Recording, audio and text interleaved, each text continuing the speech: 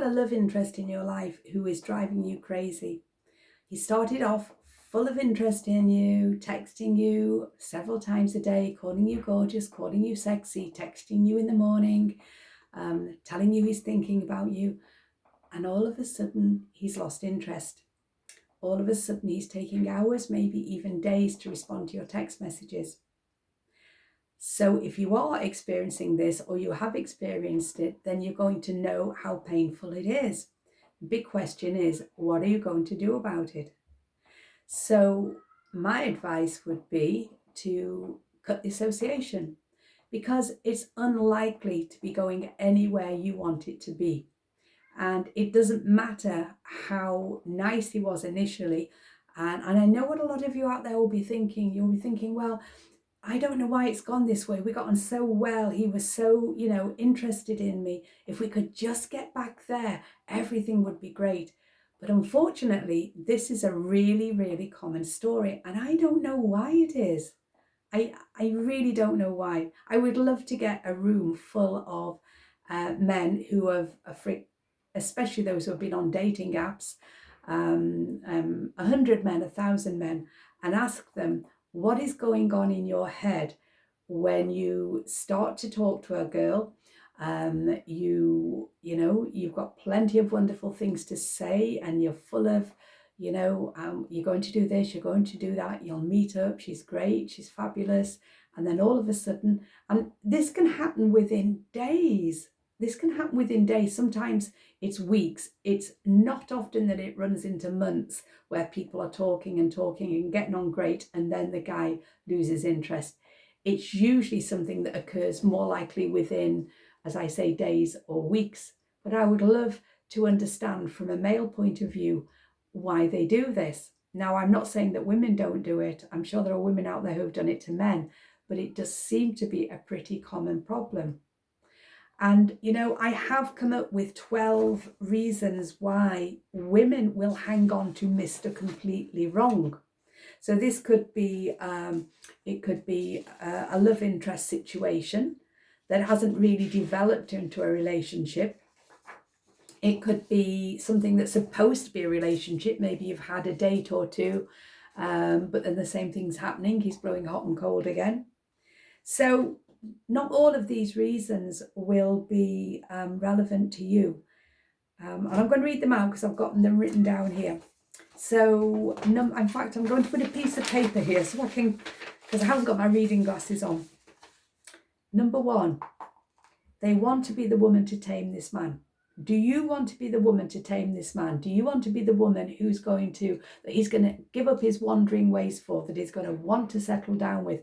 I'm the one that he was willing to give that up for. That could be you. Number 2, they want to save him and be the only woman who's ever really loved him and understood him, more importantly. So is that you? Are you harboring a fantasy deep within of wanting to be the woman that will save him, that maybe hasn't been loved properly before? Maybe he doesn't really know what love is, but if only he gives you a chance, you will show him. Number 3, could it be that you want to win out over his ex? He's complained about his ex, moaned about her, had some not very nice things to say. She let him down, she hurt him, da-di-da. Do you want to be the one who's going to be more meaningful to her than she ever was? Than to him, I beg your pardon. Is that you? Next, do you mistakenly believe that if you have to fight so hard for this relationship, that it must have been meant to be, that it means that you're destined to be together? Is that one of the reasons you would hang on to Mr. Wrong? Or could it be that you believe that he is the only man out there for you? He's the only one. You've never felt this way about anyone before, and you're never going to feel this way about anyone else again in the future. Is that you? Or could it be that you've developed a belief that love has to be intense, it has to be painful, because then that makes it real? If it's not like that, it's not real and it's not interesting. Maybe it's that you've only ever experienced heartache in relationships, and so you believe that that's the way they go. Could be that. Could be you.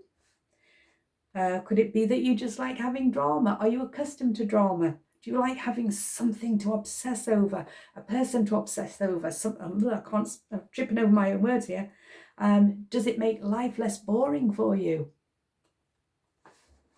Or could it be that what you've done is you've placed the object of your desire sky high on a pedestal, and now in your mind he's become a fantasy figure. He's not the person he really is. In your mind he's become different, he's become better. Maybe you've only experienced certain aspects of him, and so you've had to fill in the rest of the jigsaw pieces yourself with your imagination. And so now you've created a version in your mind that actually isn't him, not really him. Or could it be that you're afraid that you'll never meet anyone else? Do you feel that, if this doesn't work out, I'm going to be on the shelf, I'm not going to meet anyone for ages, so I've got to make this work out? Could it be that you've got unresolved issues from the past that actually some part of you is trying to work out through this situation? You don't realize it because it's unconscious, but it's maybe not him. Maybe it's not him that you really want. It's the experience is helping you filter through some old stuff and clear it. Or could it be that your sense of self-worth has taken a battering? And now what you're doing is you've taken a back seat in favor of self-sabotage. So you're willing to put yourself through this rejection, this indignation because of that, because your self-worth is dented. And the final one, could it be because you're silly? You're just silly. And you're harboring unrealistic, idealistic notions about love that are never going to translate into real life. Could be. So one of those at least is probably going to relate to you if you are hanging on to a situation with a love interest who is blowing hot and cold consistently, or if you've kind of got a relationship sort of off the ground but he's blowing hot and cold and everything seems to have changed. So my advice to you is cut your losses. Cut your losses. Now, you may not listen to that because in my experience, we women generally don't. Where matters of the heart are concerned, our heart will rule our head until the day when we have no option. Either it's all fallen to pieces so spectacularly that we can't do anything other than move on, or he's completely stopped contacting us and we've no way of getting in touch with him, or we finally had enough. We've finally had enough. And we finally scrape our self-worth back up and say, you know what, no more, no. And you will find sometimes that a man who is playing this game and blowing hot and cold, when the woman slips off the hook a little bit, he does his best to put her back on it. So he might suddenly become charming and attentive again, but don't be fooled by that. And if you want to try it out, fine, try it out. If you want to give it a chance, but don't go investing too much in it. Say, okay, well, all of a sudden he's being more attentive again. Let's see, let's give it a little chance, but let's not bank on it. And then you decide the cutoff point. You give him a week, 2 weeks, whatever it is. And then if he starts the same old shenanigans again, done, finished. Okay, that would be my advice. Because my experience, mostly these situations, in virtually every case, these situations do not work out and they do not lead to a mutually supportive, loving relationship. So I would say just don't let your heart be trampled underfoot, and don't let your self-worth be battered beyond recognition. Okay? And if you want more down-to-earth dating advice, you've got 2 options here with me. You can either go to my website, and where you'll find a series of blog posts, or you could go on Amazon and find my book, How to Break Those Disempowering Dating Habits. Down-to-earth advice for frustrated women. The Kindle version is 99p in the UK. I don't know how much it is in other countries, but it's available globally, where you've got a series of posts all collected together, so you can sit and read them in one fell swoop. And the chapters include, bear with me, I'm reading again.